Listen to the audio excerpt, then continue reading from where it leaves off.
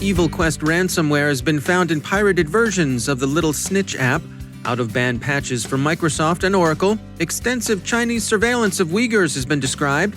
Hong Kong and the world react to China's new national security law. The US FCC finds both Huawei and ZTE are threats to national security. Joe Carrigan on password stealers that target gaming. Our guest is Kiersten Todt from the Cyber Readiness Institute on how COVID-19 has changed small business security and what to expect going forward. And Britain rethinks its position on Huawei and 5G infrastructure.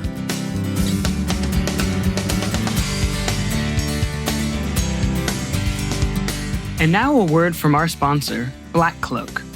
Your executives and employees' homes are wide open to cyber attack and other privacy risks.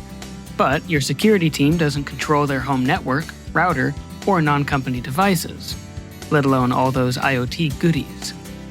You've seen the news. Cybercriminals know this and are actively exposing this weakness back to your company. Solve this risk now in an affordable way. First, understand the risks of your employees' homes by watching for their IP addresses every day on botnet and command and control servers. Second, have certain employees' homes pen tested. No sense telling them to use a VPN if the front door is wide open. Third, protect your executive team and their families in a bespoke manner. BlackCloak's proprietary cybersecurity platform protects your executives' privacy by removing public information from the internet and protecting all their personal devices. Over 37% of BlackCloak customers have an active intrusion discovered during their onboarding. Protect your company by protecting your executives and remote workers. To learn more and partner with BlackCloak, visit blackcloak.io. And we thank BlackCloak for sponsoring our show.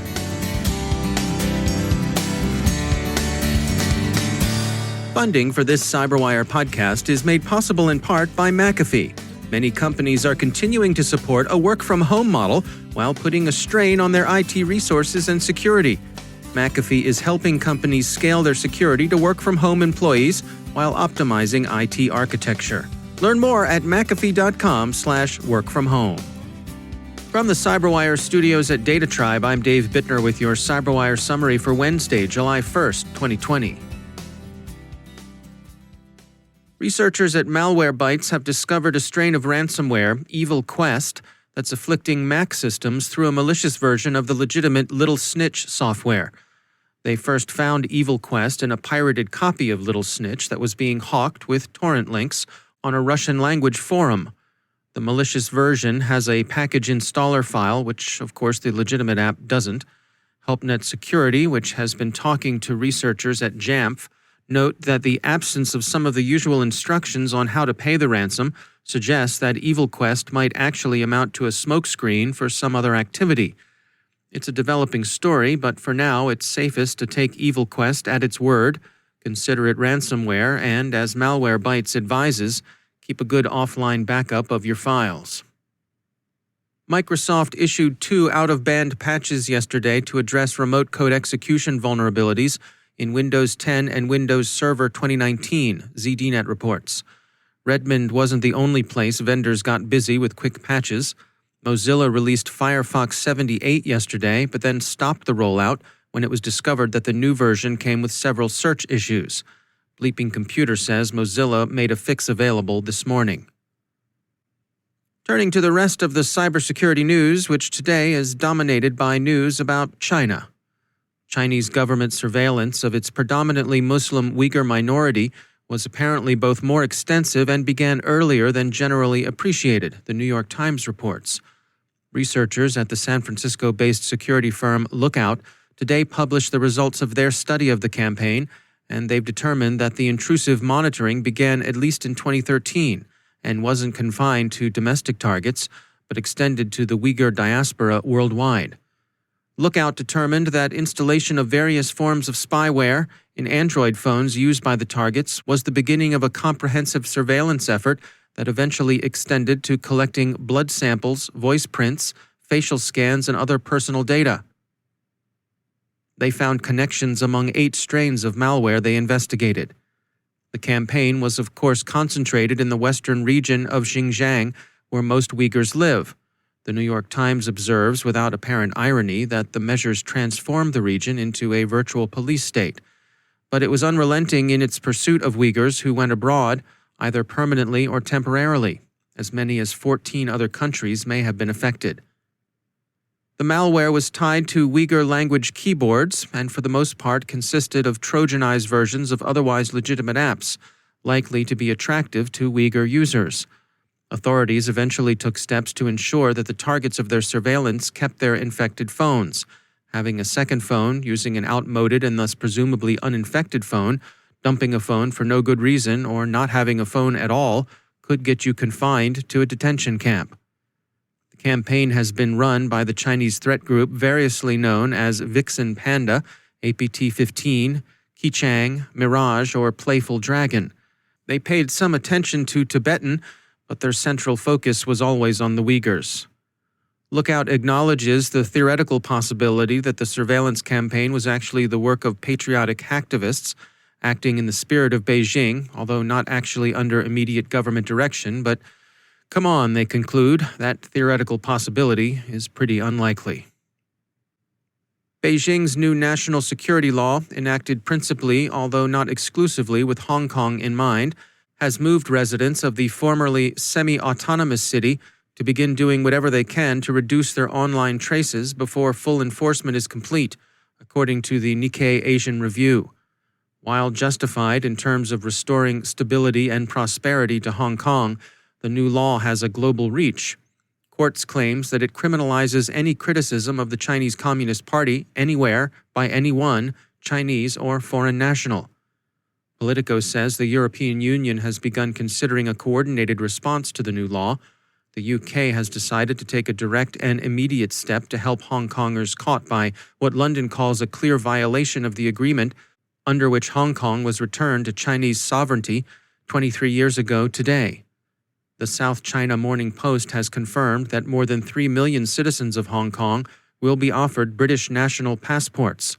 The passports would give the holders the right to settle in the UK for 5 years, at which point they would receive settled status and be able to apply for citizenship. One of the lasting effects of the COVID-19 global pandemic is an ongoing sense of uncertainty. No one is immune, and it's made planning particularly challenging for small businesses. Kiersten Todt is managing director of the Cyber Readiness Institute, and she shares her insights on how COVID-19 has changed small business security. The Cyber Readiness Institute was founded in 2017. In 2016, I served as the executive director of President Obama's Commission on Enhancing National Cybersecurity.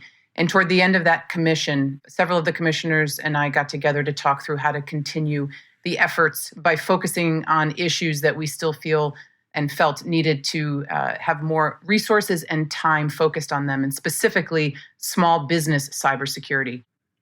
As you look toward the future, what sort of environment do you suppose we're going to find ourselves in? Are you hopeful that we're going to do a better job with this as we move forward? Well, I think it's a very interesting question because we've been very focused on how to address the pandemic world and the remote workforce, all of these issues that are surrounding it. And when we've talked about going to the new normal, we've often talked a lot about what it means to take the lessons of these last 2 months. But I think as we're listening to how companies are starting to think about moving back to the new normal, which is really moving forward to the new normal, we know that especially in 2020, very few companies will be bringing their whole workforce back into the office. I think, I'll be surprised truly if any large company does. Already, we've heard from the tech companies, larger companies are talking about the fall, bringing back 25% of the workforce.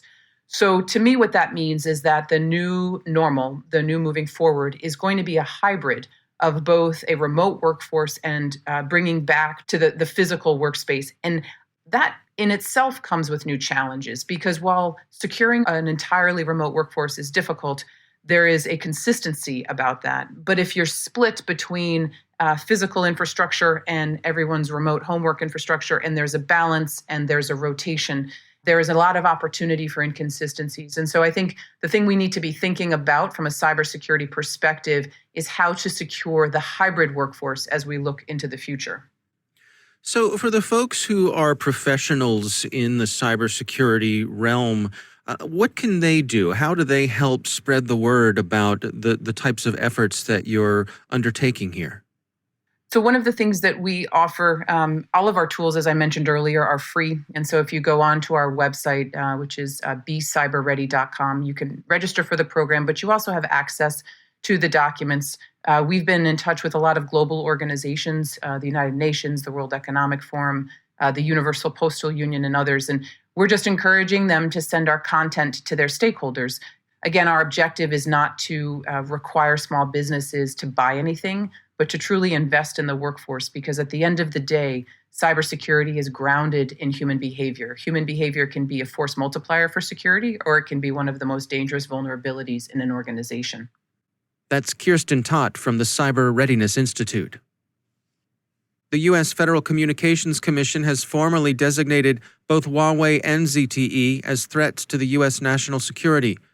The FCC decision will, as Reuters and others point out, prevent U.S. carriers from using money from the Universal Service Fund, which controls $8.2 billion, to purchase equipment from either company.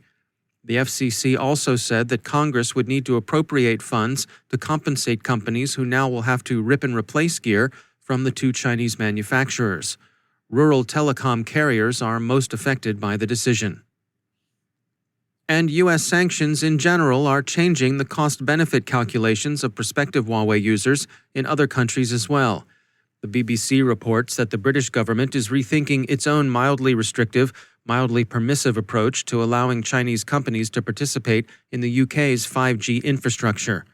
The U.S. sanctions that forbid Huawei and its third-party suppliers from using U.S. technology and software to manufacture their goods are well designed to pressure countries that use Huawei kit to revise their permissions. British Defense Secretary Ben Wallace called the U.S. measures, which come into full effect in September, a better set of sanctions than the earlier set. They're specifically clearly designed in a smarter way to put countries that have high-risk vendors, specifically Huawei, under greater pressure. In any case, the UK and other countries are taking a noticeably harder line toward Huawei in particular. British authorities see the current situation in which the alternatives to the Chinese vendor are Ericsson and Nokia as a market failure. They're supporting the entry of Samsung and NEC into the market to diversify the supply chain.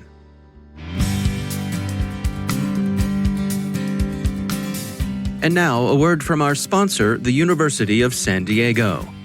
Cybersecurity news flash: in addition to gumming up the works with malware, phishing expeditions, and DNS attacks, the black hat hackers of the world are also creating jobs. Let me explain. Cybercrime is causing so many headaches and financial losses for many CEOs that companies everywhere are paying top dollar for cybersecurity talent. By some estimates, the financial damage caused by the global cybercrime epidemic each year is about to hit $6 trillion. That's why employers across all industries are paying six-figure salaries for cybersecurity pros with the right experience and training. University of San Diego and its online cybersecurity engineering master's degree program are doing a lot of reporting on this. They also offer an outstanding online training program if you're interested in sharpening your skills to advance your career or to transition into cybersecurity. Connect with the team at sandiego.edu/cyberwire. Mention this podcast and they'll waive the fee to apply. That's sandiego.edu/cyberwire. And we thank the University of San Diego for sponsoring our show.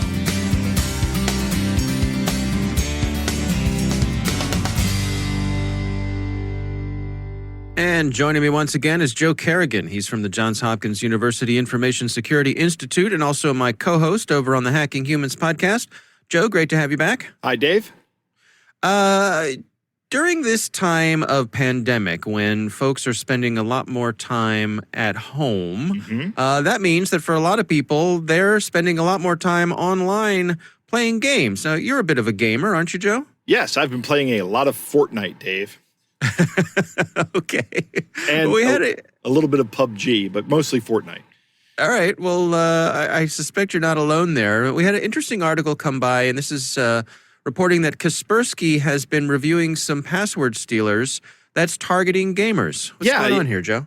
What's happening is they're somehow getting these Trojans, these malicious actors are getting these Trojans onto users' machines And then they're targeting these gaming platforms like Battle.net, Origin, and Uplay in attempts of stealing session cookies or session tokens, not really cookies because it's not a web browser. But if I can steal someone's session token, that doesn't give me their username and password, but it does let me essentially connect as them, and then I can transfer valuable in-game items out to myself if the platform allows that. This was a problem years ago with World of Warcraft. Do you remember, did you ever play World of Warcraft? I did not, but I'm certainly know of the game. Right. I was never a big player of that game. Actually, I never did play it. I didn't care for it. But the idea was you would collect all these amazing items, but if someone got into your account, they could just transfer those items to themselves and then sell them for money later. And there was an entire black market around that. There may still be. I don't know. I don't know if people still play the game. But some of these Trojans actually don't just go after your gaming data. Some of them will sit there silently and wait until you start connecting to certain websites. And when you visit that website, the malware will activate and start gathering data, essentially just being a keylogger on these on the website, so they can collect your username and password information. They note also that they may be going after credit card information as well. Yeah, they're going after credit card and banking information with these Trojans. I don't know how much at risk you are for credit card losses here. I mean, I think that's probably a minimal risk to the user, unless you have a debit card. That can be a little bit more devastating. But if you can get a credit card, I recommend using a credit card for any online transactions, because that's not your money. And if you file a purchase as being fraudulent, then you're not out anything. Whereas with a debit card, you can be out up to $50, and it may take some time for you to get your money back. Yeah. What are they recommending here in terms of protecting yourself if you're a gamer? Well, there is one thing that you should always do, and that is set up two-factor authentication, right? Even if your login, your username and password have been stolen, they will not be able to access your account if you have two-factor authentication on. And we talk about that frequently, what the various forms of two-factor authentication are. But any form of two-factor authentication is a lot better than no two-factor authentication. Right. It's just do it. It's great. Only download gaming modifications from trusted sources. Apparently, that's where some of these are coming from, these mods. You can get mods everywhere. I know that Steam actually will publish mods for their games. You can actually write a mod for a game and then publish it on Steam, and then Steam vets it, and then you can download it. We actually did this. My daughter's fiance did this with a Civ mod that just made the game completely non-competitive, but it was his experimentation with a mod, and it was available on Steam, and we could download it. Reminds me of the fast shoot version of Galaga. Right? Yes. My favorite mod. That was a great mod. I remember that one. Old school. It was just you just wipe everything out in a couple of seconds. Yeah. They say use a reliable security solution. And of course, because this is from Kaspersky, they say Kaspersky Security Cloud is a great solution, but there are tons of other security solutions out there. And I'm not saying that you shouldn't use Kaspersky, but just understand this is a Kaspersky article. But there are lots of services out there. And some one of the things they note here is that their product has a gaming mode, because a lot of times games will do things like, particularly when they're using their anti-cheat software, they'll do things that look malicious. So your antivirus software may flag it as malicious and may stop it from happening. But Kaspersky says don't turn it off. Don't turn off the security when you're playing a game. Their product has a gaming mode that reduces CPU load. So if you're playing on a PC, you may be playing where every processor operation counts, right? Right. So turning off that antivirus may seem like an attractive idea, but don't do it. Use an antivirus that has a gaming mode that just reduces the load. The advantage is you're not really doing much else other than playing a game at the time. So there's not a lot of stuff going on. Yeah. All right. Well, good advice if you're someone out there who's spending some more time gaming during all this to help you get through it. Some words of warning here to make sure that you're not being targeted. Absolutely. All right. Well, Joe Carrigan, thanks for joining us. My pleasure, Dave.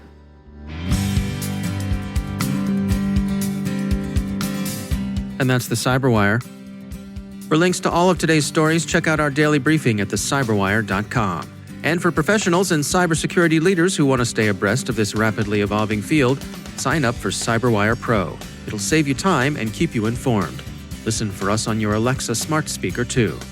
Thanks to all of our sponsors for making the CyberWire possible, especially our supporting sponsor, Proofpoint's Observe It, the leading people-centric insider threat management solution.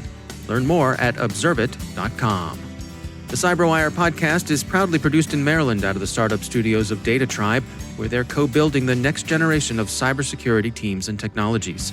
Our amazing CyberWire team is Elliot Peltzman, Haru Prakash, Stefan Vaziri, Kelsey Bond, Tim Nodar, Joe Carrigan, Carol Terrio, Ben Yellen, Nick Valecki, Gina Johnson, Bennett Moe, Chris Russell, John Petrick, Jennifer Iben, Rick Howard, Peter Kilpie, and I'm Dave Bittner.